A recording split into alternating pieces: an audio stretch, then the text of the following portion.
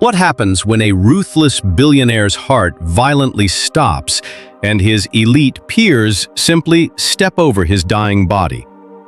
His billions cannot buy a single heartbeat. His only salvation rests in the scarred hands of a destitute woman he spent years treating as invisible background noise. In 30 years of practicing medicine, I have watched the most powerful men on earth bleed the exact same shade of red as the destitute souls they step over on the sidewalk. I have stood at the bedsides of the untouchable elite, watching their eyes widen in sheer terror as their multi-million-dollar empires proved utterly powerless to buy them a single extra heartbeat. We build insurmountable fortresses of wealth, wrap ourselves in armor of status, and hire armies of specialists to shield us from our own fragility. We desperately want to believe that if we just accumulate enough, we become completely immune to mortality. But what if I told you that the most lethal threat to your life is not a tumor or a failing valve you can spot on a clinical MRI? What if the deadliest condition of all is the quiet, invisible rot of your own humanity, and the only cure rests in the fragile hands of the exact people you have chosen not to see? Warmly welcomes you. Before we open a clinical case that completely shattered my understanding of survival and the human spirit, please take a brief moment to subscribe to our channel. Your subscription is the vital pulse that motivates us to continue uncovering and sharing these profound, life-altering stories with the world. Today, I need you to examine the anatomy of a man named Ethan Cole. Ethan was a self-made tech billionaire, a titan of industry whose life in San Francisco was engineered with the sterile, flawless precision of a state-of-the-art operating room. From a diagnostic standpoint, his external vital signs were absolute perfection. He possessed immense power, unparalleled wealth, and a terrifyingly untouchable aura. But beneath that meticulously tailored, flawless exterior, his spirit was undergoing a silent, necrotic corrosion. In my field, we often treat a biological process called glycation, where excess sugar relentlessly binds to proteins in the blood, creating rusted, jagged cholesterol that violently stiffens the arteries. Ethan was suffering from a severe, terminal case of emotional glycation. Decades of ruthless business acquisitions, calculated betrayals, and unyielding, isolated ambition had irrevocably bound to his ego, thoroughly rusting his capacity for empathy. He had become a man encased in a psychological iron lung, his heart pumping not with warm human compassion, but with cold, calculated, unforgiving algorithms. The city of San Francisco served as the perfect tragic incubator for this condition. It is a living, breathing organism of profound and heartbreaking contrasts, where the glittering high-tech towers of the elite cast long, cold shadows over the struggling, desperate margins of society. While Ethan navigated the chaotic arteries of the city in a custom-armored, hermetically sealed sedan, completely insulated from the grit and pain of the streets, an entirely different world existed just inches from his tires. This brings us to the secondary, yet ultimately pivotal subjects of our case. May, a fiercely hard-working Chinese immigrant, and her 7-year-old daughter, Lily. Every single day, through bitter wind or punishing rain, May operated a small, battered street food cart near the towering glass facade of Ethan's corporate headquarters. To Ethan, and to the hollow men like him, human beings like May and Lily were entirely invisible. They were asymptomatic, negligible background noise in the grand diagnostic report of his daily life. They were the silent, peripheral workforce that cleaned the streets, prepared the food, and existed purely in the shadows of his empire. Ethan's calcified heart did not register them as living souls with agonizing fears, quiet hopes, and vibrant dreams. They were merely static in a life programmed for absolute, ruthless efficiency. Yet, as any veteran physician who has stared down death will tell you, it is precisely the silent, unnoticed, and deeply underestimated elements in an ecosystem that ultimately hold the terrifying power of life and death. The profound and tragic irony of Ethan's programmed, sterile existence was that the very biology he so arrogantly ignored was quietly preparing to stage a violent, absolute rebellion. It happened on a Tuesday evening in November, beneath the relentless, freezing drizzle that often coats the San Francisco asphalt in a slick, dangerous sheen. Ethan had dismissed his driver, opting to walk the mere 2 blocks from a high-stakes board meeting to his private penthouse, his mind entirely consumed by the hostile takeover of a rival firm. He was operating in his usual state of cognitive detachment, entirely oblivious to the scent of roasted chestnuts and scallion pancakes drifting from May's battered cart on the corner. From a physiological standpoint, the left anterior descending artery in Ethan's chest, often grimly referred to in my profession as the Widowmaker, had been silently accumulating a hardened plaque for years, fueled by stress, cortisol, and a relentless lack of sleep.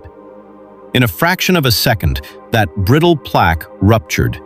The cascade of microscopic blood clots formed instantly, completely choking off the oxygen supply to his myocardium. Ethan did not simply stumble. He collapsed like a demolished monolith, his immaculately tailored suit absorbing the freezing, filthy puddle on the curb. As he lay there, convulsing in the agonizing grip of ventricular fibrillation, the terrifying reality of his fortress of wealth was laid bare. The executives and tech innovators bustling past him, the very people who populated his elite echelon of society, did exactly what Ethan had spent his life doing. They looked away.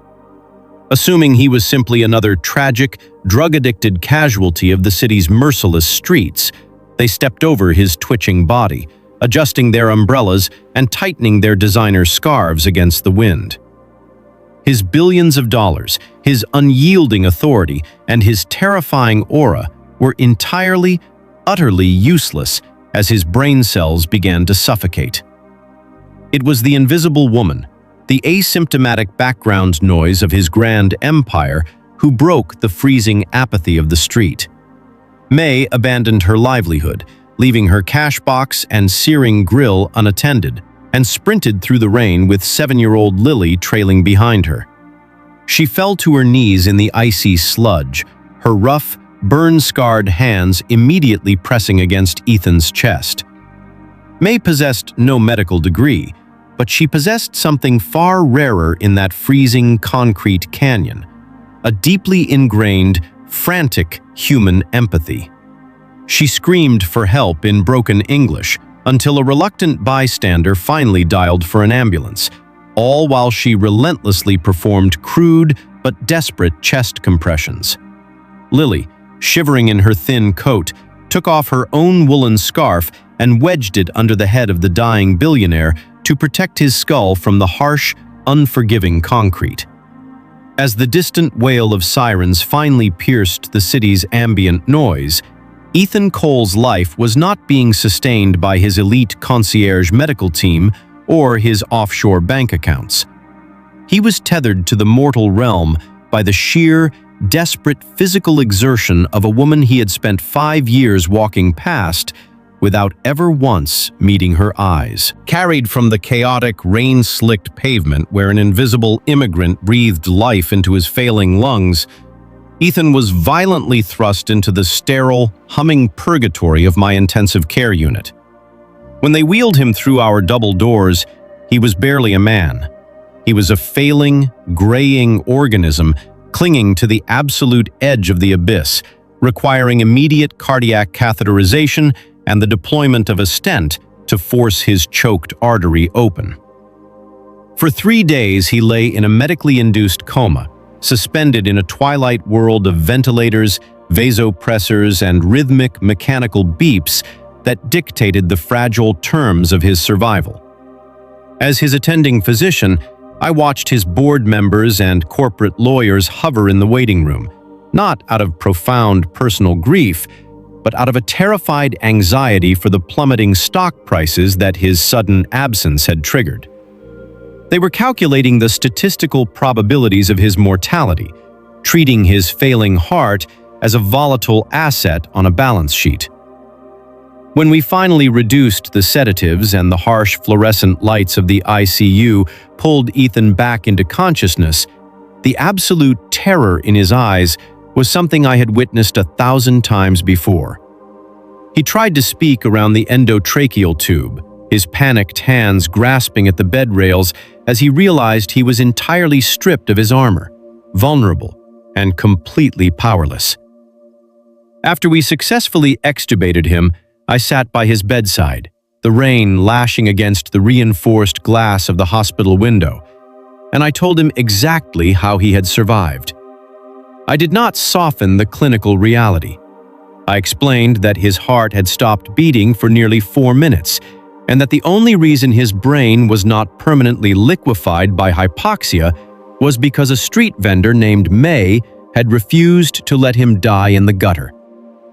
I watched the machinery of Ethan's mind desperately try to process this information. He immediately defaulted to the only language he understood: transaction. He rasped that he would write her a check, a massive one, enough to buy her a restaurant, a house, anything she wanted, as if purchasing her future could absolve him of the immense, crushing debt of his own life. But as I looked down at this broken titan, I gently explained that the brutal physics of human salvation do not operate on a monetary exchange rate. I told him about the muddy woolen child's scarf we had removed from beneath his head in the trauma bay, the one smelling of cheap laundry detergent and street smoke, which had cradled him when the world had entirely turned its back. I watched the first agonizing crack form in his psychological iron lung. The realization did not come with a sudden burst of joyous enlightenment. It came with a profound, suffocating wave of shame. For the first time in his meticulously engineered life, Ethan Cole realized that he was absolutely bankrupt in the only currency that actually mattered in the space between life and death. The physical reconstruction of his myocardium was a relatively straightforward medical procedure, but the rehabilitation of his shattered, calcified ego demanded a terrifying journey back to the very pavement where he had effectively died. 3 months after his discharge, defying the protective instincts of his security detail, Ethan returned to the towering glass facade of his corporate headquarters. He did not arrive in his hermetically sealed sedan. He walked, relying on a cane, feeling the biting wind and the uneven ridges of the sidewalk beneath his expensive shoes. He stood a few yards away from May's food cart, watching the steam rise into the cold air, observing the endless stream of executives, men and women exactly like the old version of himself, walking briskly past, their eyes glued to their phones, treating May and Lily as nothing more than invisible phantoms. When Ethan finally approached the cart, May's eyes widened with a sudden, breathless recognition. She did not see a billionaire. She saw the fragile, dying man she had cradled in the mud. Ethan had come armed with a prepared speech and a staggering financial portfolio designed to instantly elevate them out of poverty. But as he looked at May's rough, scarred hands, the meticulously rehearsed words died in his throat. Instead, he did something entirely uncharacteristic for a man of his stature. He simply asked for a scallion pancake. He stood there on the freezing corner, eating the humble food, the silence between them heavy with an unspoken, monumental gravity. It was then that he truly noticed Lily, sitting on an overturned milk crate, quietly drawing in a battered notebook. He saw the faint, bluish tint to her lips and the shallow, labored rhythm of her breathing, a symptom any trained eye, or any truly observant human, would recognize as a sign of chronic, untreated respiratory distress, deeply exacerbated by the punishing exhaust fumes of the city streets. Ethan learned that day that May was undocumented, utterly terrified of the healthcare system, and trapped in an agonizing daily gamble to afford black market inhalers for her daughter while saving pennies for a proper diagnosis. The immense wealth Ethan possessed suddenly felt heavy, not as a shield to isolate himself, but as a desperately needed tool. He did not simply hand them a check and walk away, allowing his emotional glycation to re-harden. Instead, he sat down on the filthy pavement beside the milk crate, his tailored trousers soaking up the dampness of the street, and asked Lily what she was drawing. He spent 2 hours on that corner, listening to the agonizing fears and the quiet, vibrant dreams of the people he had once deemed asymptomatic background noise. In that profound, messy, entirely human exchange, the rigid, rust-covered cholesterol in his soul began to break apart, allowing the terrifying, beautiful warmth of genuine empathy to flow back into his emotional arteries. That fragile, unscripted moment over a battered food cart became the definitive turning point in Ethan's prognosis, rewriting not just his medical charts, but the entire trajectory and purpose of his existence. As his physician, I had the profound privilege of witnessing this transformation firsthand, not in the sterile confines of an operating room, but in the vibrant, chaotic reality of the world he finally chose to step into. Ethan used his immense resources and terrifyingly efficient ambition to navigate the labyrinthine legal and medical systems on May's behalf. He didn't just pay for Lily's pediatric pulmonology treatments. He sat in the waiting room with May, holding her rough, burned hand while the specialists explained the asthma management protocols. He became fiercely entangled in the messy, beautiful vulnerability of human connection. The ripple effect of this awakening extended far beyond a single mother and daughter. Ethan restructured his entire corporate empire, dismantling the ruthless, calculated algorithms of his previous life. He funded comprehensive, barrier-free health clinics specifically strategically placed in the deep shadows of the city's glittering tech towers, providing invisible citizens with the fundamental dignity of care. The man who had once built insurmountable fortresses of wealth had entirely demolished his walls, choosing instead to stand exposed in the rain with the destitute souls he once stepped over. When I examine Ethan today, his clinical MRI shows the permanent scar tissue of a massive infarction on his left ventricle, a stark reminder of his mortality. But beneath that physical scar lies a fiercely beating, vibrant heart that is fundamentally cured of its emotional glycation. This case completely shattered my clinical understanding of survival, proving that while medicine can restart a stopped heart, only profound, radical empathy can actually make it worth beating. We are all walking a fragile, microscopic tightrope over the abyss of mortality. And the most lethal illusion we can harbor is the belief that our wealth, our status, or our isolating ambition can build a bridge over that void. The true anatomy of healing does not reside in the sterile precision of modern science. It resides in the muddy, terrifying willingness to kneel on the freezing pavement and breathe life into a stranger. It is a stark reminder that the exact people you choose not to see today might be the very hands holding your fragile life tomorrow. Thank you for joining me in examining this profound clinical case of the human spirit here at When Home Hurts Too. If this journey into the anatomy of empathy resonated with the quiet, unseen parts of your own heart, please ensure you are subscribed to our channel.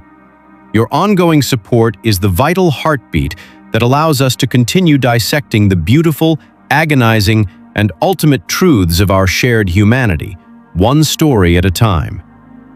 Liability's The Remarkable Medical and Spiritual Resurrection of Ethan Cole serves as a profound testament to the fragile, deeply interconnected nature of our human existence. For decades, Ethan operated under the lethal delusion that immense wealth and ruthless ambition could insulate him from the visceral realities of biology and community. He constructed a hermetically sealed empire, dismissing the invisible struggles of the very people who shared his city. Yet, when his physical heart abruptly failed, exposing the terrifying vulnerability of his mortal frame, his billions were instantly rendered obsolete. It was not his elite medical concierge or his offshore accounts that tethered him to the living. It was the raw, frantic empathy of a marginalized street vendor he had ignored for years. Ethan's true healing did not occur in the sterile, fluorescent isolation of the intensive care unit. It began the moment he returned to that freezing pavement, swallowed his immense pride, and recognized the humanity in May and her daughter Lily. By choosing to dismantle his emotional fortress and leverage his vast resources to heal the invisible fractures within his community, Ethan cured a far more terminal disease than his ruptured artery: his emotional calcification. His journey stands as a powerful clinical and spiritual blueprint, proving that while medical science can force a heart to keep pumping, it is only through radical, selfless connection to others that a life becomes genuinely worth living. The deepest lesson extracted from Ethan's clinical file is that empathy is not merely a moral virtue. It is a fundamental survival mechanism. We spend our lives building fortresses of status, wealth, or routine, falsely believing these walls will protect us from the unpredictable realities of life. However, true resilience is found in our vulnerability and our willingness to intertwine our lives with those around us.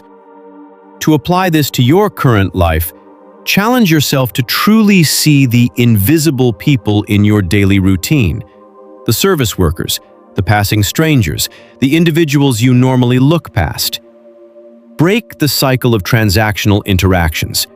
Offer a genuine smile, lend a listening ear, or share a moment of unguarded kindness.